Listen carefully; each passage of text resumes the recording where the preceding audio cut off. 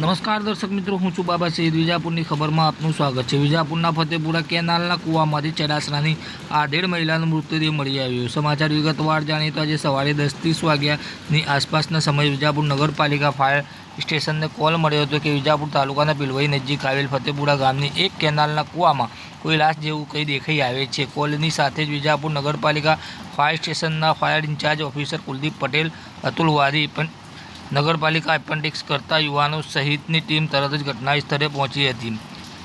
ઘટના સ્થળે પહોંચીને જોવા મળ્યું હતું કે કૂવો સાંકડો હતો અને ઉપર મોટા પથ્થરના સ્લેબ મૂકેલા હતા, જેનાથી કોઈ જગ્યા ન હતી કૂવાની અંદર પડવાની.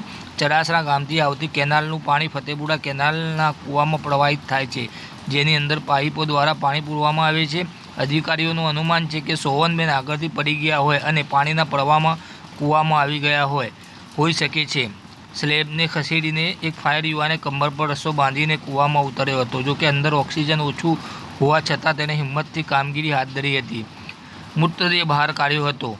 ઘટના સ્થળે વિજાપુર પોલીસ પર હાજર હતી. મૃતદેહને વિજાપુર સિવિલ હોસ્પિટલ ખાતે પોસ્ટમોર્ટમ માટે લાવવામાં આવ્યો હતો, જ્યાં પરિવારજનો અને પોલીસ પહોંચી હતી. પરિવારજનોએ જણાવ્યું હતું કે ગાંધીનગર જિલ્લાના માણસા તાલુકાના ચડાસરા ગામની આધેડ 55 વર્ષીય સોવનબેન જસુજી ઠાકોર, જે 30 ઓક્ટોબરથી ગુમશુદા તેની ફરિયાદ માણસા પોલીસ સ્ટેશનમાં નોંધાઈ હતી અને તે માનસિક રીતે અસ્વસ્થ હતી.